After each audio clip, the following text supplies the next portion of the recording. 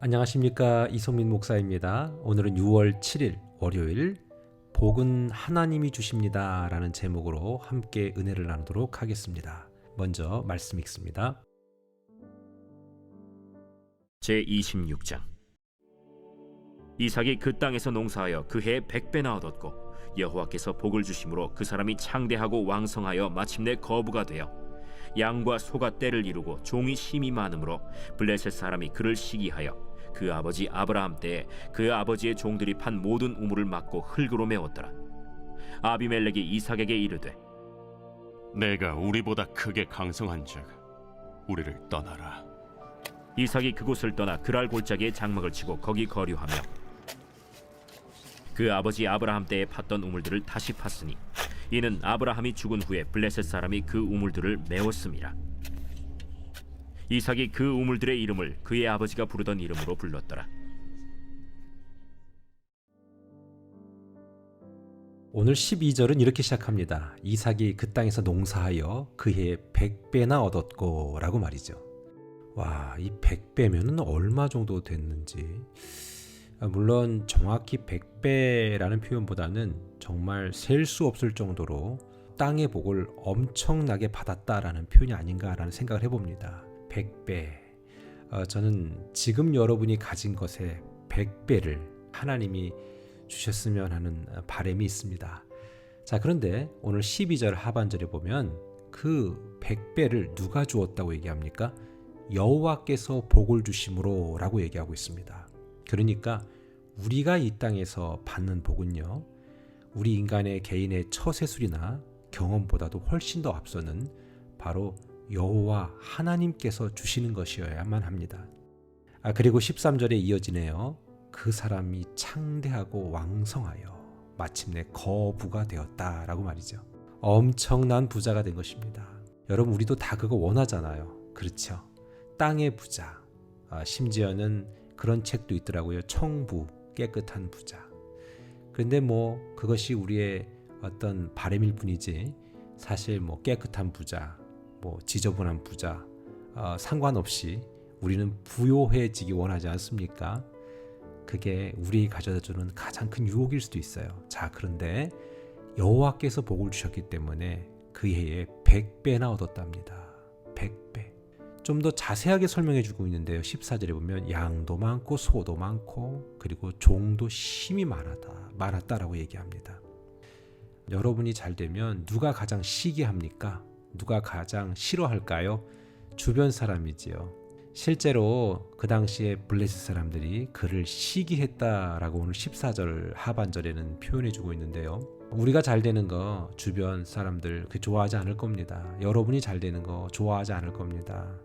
우리가 남을 판단할 필요는 없어요. 왜냐하면 우리 스스로도 남이 나보다 더 잘 되면 시기심이 생기거든요.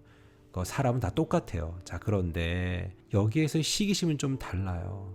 좀 더 적극적인 시기심이고 좋지 않은 그런 시기심이에요. 마음으로만 시기한 것이 아니라 15절 하반절에 보니까 그들이 판 모든 우물을 막고 흙으로 메웠더라 라고 얘기합니다. 참 못됐죠. 아버지 아브라함 때에 그 아버지의 종들이 팠던 것까지 다 메웠다고 얘기하는 거 보니까 적극적으로 막은 거예요. 블레셋 있잖아요. 이게 지금의 언어로 표현하면 팔레스타인이에요. 그러니까 그때부터 이분들이 관계가 안 좋았어요. 블레셋, 즉 팔레스타인과 지금의 이스라엘 사람들은 계속 서로가 적대감으로 가득 차 있는 거예요. 분노로요.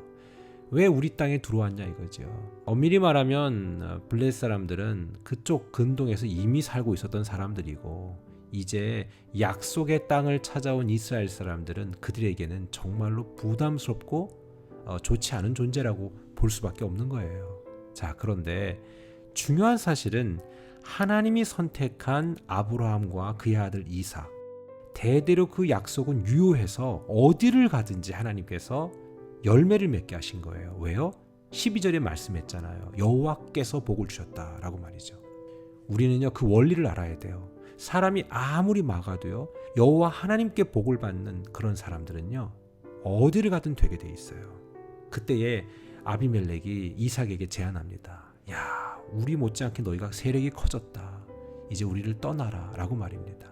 서로 이렇게 껄끄러운 불미스러운 관계가 되기를 원치 않았기 때문이었거든요. 그러고 나서 이삭이 이제 그곳을 떠나서 그랄 골짜기에 장막을 칩니다.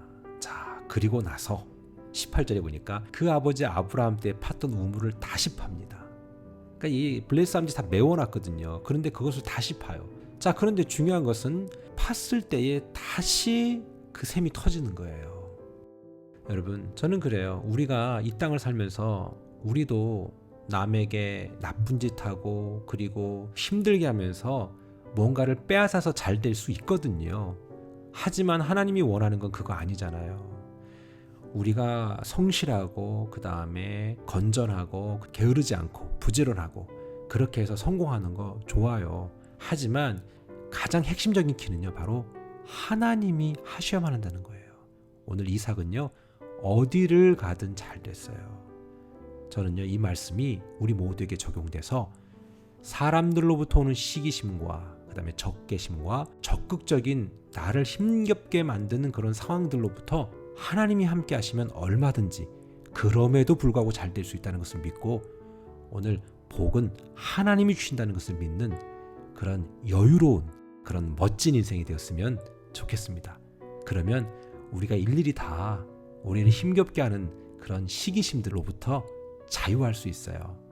그리고 실제로 하나님은 아무리 그 주변이 그런다 해도 반드시 우리가 하나님께 초점 맞추면 마침내 13절의 말씀처럼 거부가 되게 하시는, 왜요? 하나님의 목적이기 때문에. 그 목적만 흔들리지 않는다면 하나님이 여러분과 저와 함께 하여 주실 줄 믿습니다.